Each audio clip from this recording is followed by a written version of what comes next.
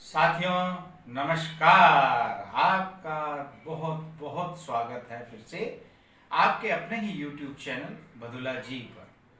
साथियों, जैसा कि आपने मेरी पिछली वीडियोस में देखा है, अलग अलग कंसेप्ट मैं आपके सामने लाता हूँ। फाइनेंस से रिलेटेड मैं बहुत से कंसेप्ट आपके सामने ला रहा हूँ। उसी से रिलेटेड और आपके जीवन से संबंधित एक बहुत अच्छा कंसेप्ट है जिसको सारी दुनिया जानती है वैसे तो, लेकिन फिर भी मैं अपने शब्दों में कुछ कहने का प्रयास करूंगा। यदि मेरा वो प्रयास आपको अच्छा लगेगा तो आप मेरे को कमेंट करके जरूर बताना। तो साथियों, आज का जो मेरा विषय वस्तु है, जिस टॉपिक के बारे में मैं बता रहा हूँ, उस टॉपिक का नाम है इंश्योरेंस। इंश्योरेंस समझते, इंश्योरेंस जैसे ही बोला जाता है सबको पता चल जाता है कि भाई इंश्योरेंस तो जीवन बीमा है, ये तो बीमा है, इसमें तो कुछ नहीं है, ये तो कोई खास टॉपिक नहीं है। लेकिन मैं इस टॉपिक को इतना खास आपके लिए बना दूंगा कि आप भी कहेंगे कि वाकई जो चीज़ हमें पहले नहीं पता थी वो इस वीडियो के माध्यम से आपने बताई है हमारे को। तो साथियों, इंश्योरेंस की दुनिया में हमारे अंबाला कैंट में मेरे अपने फ्रेंड इंश्योरेंस के बहुत अच्छे जानकार, जीवन बीमा के बहुत अच्छे जानकार मिस्टर विजय धीमान के साथ में एक मीटिंग करूंगा और उस मीटिंग के दौरान मैं आपको बताऊंगा कि आपके जीवन में इंश्योरेंस का क्या महत्व है, आपको क्यों इंश्योरेंस लेनी चाहिए और आपके लिए ये कितनी कारगर साबित होगी। तो चलिए साथियों शुरू करते हैं। तो साथियों, आपके सामने हैं मिस्टर विजय धीमान, इंश्योरेंस के जाने माने एडवाइज़र। इंश्योरेंस की दुनिया का कोई भी प्रोडक्ट इनकी नज़रों से छुपा नहीं है। इन्हें इंश्योरेंस के एक एक प्रोस्पेक्ट्स के बारे में बहुत अच्छे से नॉलेज है। तो साथियों, स्वागत करते हैं विजय धीमान जी का। तो धीमान साहब, अब हमारा जो एक क्वेश्चन है, हमारे साथ साथ मेरे जो दर्शक हैं उनका एक क्वेश्चन है आपसे कि जो मेन है कि भाई हमें जीवन बीमा क्यों लेना चाहिए, जीवन बीमे का महत्व क्या है हमारी ज़िंदगी में। थोड़ा सा आप इसके बारे में हमारे दर्शकों को बताइए ताकि जो है वो आपके मुख से सुन सके। देखिए, अगर हम जीवन बीमे की बात करें तो उसमें सबसे पहले जीवन बीमा लेना क्यों चाहिए, वो रीज़न ये है कि जीवन बीमा जो हमारी फाइनेंशियल सिक्योरिटी कवर करता है, हमारे जो परिवार की आर्थिक सुरक्षा को कवर करता है, इसीलिए हमें जीवन बीमे की ज़रूरत पड़ी है। क्योंकि एक परिवार में एक इनकम होल्डर होता है, जो कमाने वाला पर्सन होता है, उसके सहारे उसका परिवार खड़ा होता है। अगर उस पर्सन के साथ कोई आने वाले टाइम में कोई मिसहैपनिंग हो जाए तो उस केस में उसके परिवार को कोई आर्थिक तंगी का सामना ना करना पड़े। उसके जितने भी एक्सपेंस हैं, बच्चों की फीस है, घर का राशन है, जितने भी एक्सपेंस हैं उसी तरीके से चलते रहें जिस तरीके से पहले चल रहे थे जब वो बंदा जीवित था, इनकम होल्डर। तो उसके जाने के बाद उसके परिवार को कोई आर्थिक तंगी का सामना ना करना पड़े, इसलिए जीवन बीमे की जरूरत पड़ी है। अच्छा, मतलब जो है उसके जाने के बाद में उसके परिवार को आर्थिक तंगी का सामना ना करना पड़े। बिल्कुल, बहुत अच्छा आपने बताया। तो मेरा आपसे जो दूसरा सवाल है, दूसरा सवाल मेरा ये है कि किस उम्र में कौन सी ऐसी एज है कि जिसके अंदर हमें जीवन बीमा को लेना चाहिए। देखिए, अगर हम एज की बात करें तो एज का तो देखिए ऐसा है, कोई पर्टिकुलर एज नहीं है, लेकिन ये है कि इसमें इनकम होल्डर, जब कोई भी पर्सन एजुकेशन कंप्लीट करने के बाद इनकम होल्डर बन जाता है, जब वो कमाना स्टार्ट कर देता है और जब उसके पास लायबिलिटी खड़ी जाती है परिवार की, जब जैसे ही उसने इनकम स्टार्ट कर दी है, पैसा कमाना स्टार्ट कर दिया है, तभी से उसको एक इंश्योरेंस पॉलिसी ले लेनी चाहिए अपनी इनकम के अकॉर्डिंग।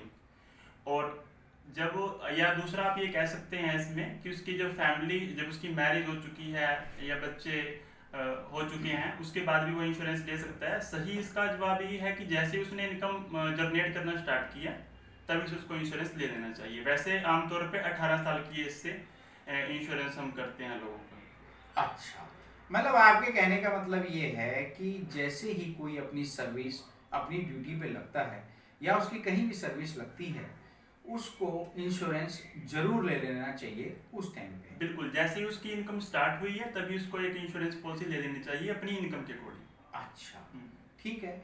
तो साथियों, मेरा जो तीसरा क्वेश्चन है आपसे, हमारा जो तीसरा क्वेश्चन है विजय जी से, कि इंश्योरेंस तो चलो ले लेना चाहिए, किस उम्र में लेना चाहिए, उसका इम्पोर्टेंस क्या है वो भी आपने बता दिया। मेन ये है कि इंश्योरेंस की कॉस्ट क्या होनी चाहिए। देखिए, इंश्योरेंस की जो कॉस्ट है वो तो अभी क्या है, जनरली अगर कोई पर्सन 1 लाख रुपए का अपना लाइफ इंश्योरेंस ले रहा है तो सालाना उसकी मात्र 200 रुपये कॉस्ट है साल की 1 लाख के इंश्योरेंस पे। अगर हम उदाहरण के तौर पे इस बात को समझे कि अगर कोई पर्सन 10 लाख का इंश्योरेंस ले रहा है अपना लाइफ इंश्योरेंस, तो उसकी 2,000 रुपये कॉस्ट आएगी सालाना। अगर कोई 20 लाख का ले रहा है तो एज इट इज 4,000 आ जाएगी, और कोई 1 करोड़ का ले रहा है तो लगभग 20,000 के आसपास आएगी। अगर हम ये जो कॉस्ट की बात कर रहे हैं, ये 30 साल की एज में हम उदाहरण दे रहे हैं। अगर किसी पर्सन की एज 30 साल है तो अगर वो 1 लाख का भी लाइफ इंश्योरेंस ले रहा है तो उसकी कॉस्ट साल की सिर्फ 200 रुपये मात्र है। प्रीमियम देके अपना 1 लाख का इंश्योरेंस वो ले सकता है। अच्छा अच्छा अच्छा। तो अब जो मेरा चौथा सवाल है आपसे, चौथा सवाल जो सबसे मेन इंपॉर्टेंट सवाल है मेरा, कि मान लिया जाए मेरी इनकम आज की डेट में 50,000 रुपये है, तो मेरे को इंश्योरेंस कितना लेना चाहिए। यदि मेरी आज की डेट में 50,000 है, हो सकता है वो फ्लक्चुएट भी हो, इस चीज का भी ख्याल रखना। हो सकता है कि जैसे अब ये कोरोना का एक टाइम आया है, मेरी जॉब ही छूट जाए। बिल्कुल। मेरी यदि जॉब ही छूट जाएगी तो मैं इंश्योरेंस कहाँ से भरूंगा। तो आप मेरे को ये थोड़ी सी फ्लक्चुएट के हिसाब से आप मेरे को बताइए। वैसे तो मैं वैसे पूछ रहा हूँ, लेकिन आप फ्लक्चुएशन के हिसाब से बताइए कि इनकम के अकॉर्डिंग इंश्योरेंस कितना होना चाहिए। देखिए, अगर हम बिल्कुल सही बात करें कि इंश्योरेंस कितना होना चाहिए, वो तो एक ह्यूमन वैल्यू लाइफ के हिसाब से होना चाहिए। ह्यूमन लाइफ वैल्यू के हिसाब से इंश्योरेंस होना चाहिए, मानव जीवन मूल्य के अकॉर्डिंग जिसकी उसकी उसकी इनकम है। सपोज करो अगर पर्सन कोई 1 साल में 1 लाख रुपए कमा रहा है आज की डेट में और उसकी एज 30 साल है, आने वाले अगर वो 30 साल तक जॉब करता है 60 साल की एज तक, तो अगर वो 1 लाख रुपए पूरे साल के कमा रहा है तो आने वाले 30 साल में वो कितना पैसा कमाएगा उसके अकॉर्डिंग इंश्योरेंस लिया जाता है वैसे तो। लेकिन अगर हम बिल्कुल साधारण भाषा में इसको समझें तो इनकम का लगभग 15 गुना इंश्योरेंस होना चाहिए। फॉर एग्जाम्पल, अगर किसी पर्सन की इनकम पूरे साल की 1 लाख रुपए है तो उसका लगभग 15 लाख का इंश्योरेंस होना चाहिए। और वो 15 लाख का इंश्योरेंस होना क्यों चाहिए, उसका रीज़न ये है कि अगर पर्सन के साथ कोई मिसहैपनिंग हो गई, वो जब जीवित था तब 1 लाख रुपए हर साल अपनी फैमिली के लिए कमा रहा था, आज वो इस दुनिया में नहीं है, 15 लाख का उसका लाइफ इंश्योरेंस है, तो 15 लाख का जो लाइफ कवर है परिवार को मिल जाएगा क्लेम के रूप में। और उसका जो आज के टाइम में जो बैंकिंग इंटरेस्ट रेट चल रहा है लगभग 6% के आसपास चल रहा है। अगर आप 1 लाख रुपए बैंक में जमा कराते हैं एफडी के तौर पे, उसका ब्याज आपको लगभग 6,000 के आसपास बैंक ब्याज देता है। अब उसका अगर 15 लाख का इंश्योरेंस था तो 15 लाख का लगभग 6% के हिसाब से 90,000 ब्याज बनता है साल का। तो कहने की बात ये है कि जब वो पर्सन जीवित था अपने परिवार के साथ, लगभग 1 लाख रुपए कमा रहा था, आज वो इस दुनिया में नहीं है, आज भी अपने परिवार को वो अपनी कमी महसूस नहीं होने दे रहा। और जितने पैसे वो कमा रहा था लगभग लाख रुपए के आसपास, और 90,000 के आसपास उसको ब्याज मिल रहा है 15 लाख के इंश्योरेंस जो उनके पास फैमिली के पास आया उसकी, तो लगभग उसको ब्याज के रूप में उसकी जो फैमिली की इनकम है वैसे के वैसे चल रही जब वो जीवित था। मतलब अपने परिवार को वो अपनी इनकम की कमी महसूस नहीं होने दे रहा। अच्छा, मतलब जो है कम से कम 15 गुना उसकी इनकम का इंश्योरेंस जरूर होना चाहिए। बिल्कुल बिल्कुल, आज के बैंकिंग इंटरेस्ट रेट के अकॉर्डिंग। जी ठीक है। अच्छा, आप मेरे को एक भ्रांति और है, कईयों के मन में हो जाती है कि मान लिया जाए कि हम LIC कराने चले जाते हैं। अब लोगों के डर स्वाभाविक हैं, कई लोगों के जिनको जागरूकता नहीं है। बिल्कुल। तो एक आप मुझे ये बताइए, क्या LIC गवर्नमेंट की कंपनी है, क्या ये पूरी तरह सरकारी कंपनी है? देखिए, अभी तक तो सर ये 100% गवर्नमेंट का स्टेक है इसमें। हमारी वेबसाइट पे जाके LIC की वेबसाइट पे जाके देख सकते हैं, वहाँ पर आपको 100% जो ऑफिशियल वेबसाइट है LIC की, वहाँ पर आपको मिलेगा बिल्कुल 100% गवर्नमेंट ऑफ इंडिया। आने वाले टाइम में जो कुछ अब जैसे इनिशियल पब्लिक ऑफर की बात हो रही है, आने वाले टाइम में इनिशियल पब्लिक ऑफर आए वो अलग बात है, लेकिन फिलहाल अभी तक गवर्नमेंट ऑफ इंडिया के हाथ में संचालन है आज की डेट तक, और गवर्नमेंट हमें आगे भी गवर्नमेंट ऑफ इंडिया के हाथ में ही रहेगा, क्योंकि इसके कुछ नियम हैं, कानून हैं, उसके हिसाब से गवर्नमेंट ऑफ इंडिया के हाथ में ही संचालन रहेगा। और जो हमारे जितने भी पॉलिसी होल्डर हैं जिन्होंने इंश्योरेंस ले रखा है, उनको सरकार की तरफ से सोवरेन बॉन्ड गारंटी है। उसके उस सोवरेन जो बॉन्ड गारंटी होती है सरकार की, उसमें क्या होता है कि किसी भी कस्टमर की पॉलिसी के ऊपर कोई रिस्क नहीं है किसी भी प्रकार का। अच्छा, मतलब आपने बहुत अच्छा सा बताया हमारे दर्शकों को। जैसे आपने इनिशियल पब्लिक ऑफर किया, दर्शक हमारे कंफ्यूज हो गए होंगे, मैं उनको थोड़ा सा बता दूं कि गवर्नमेंट ऑफ इंडिया ने इंश्योरेंस जो है ये शेयर मार्केट के अंदर लिस्टेड की योजना है। जो इनिशियल पब्लिक ऑफर बोला गया था वो आईपीओ है, तो वो जब आएगा उसके बारे में तो हम तभी बात करेंगे, अभी बात करके कोई फायदा नहीं है। तो मेरा जो नेक्स्ट सवाल है आपसे, आप मुझे ये बताइए कि एलआईसी का जो मार्केट शेयर है वो कितना है? देखिए एलआईसी का फिलहाल मार्केट शेयर 70% के ऊपर है, 71% के आसपास है।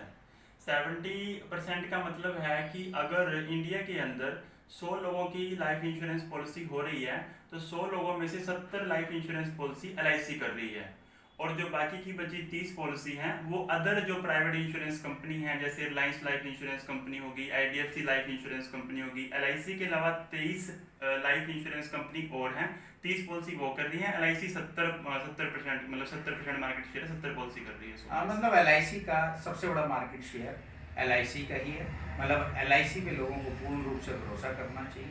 बिल्कुल। और हमारे दर्शकों के जो भी सवाल होंगे, जो भी क्वेरीज होगी, इंक्वायरी हो, आप मेरे को कमेंट में लिखें, सब कुछ लिखें, मैं आपके सभी सवालों का वहाँ पे जवाब दूंगा।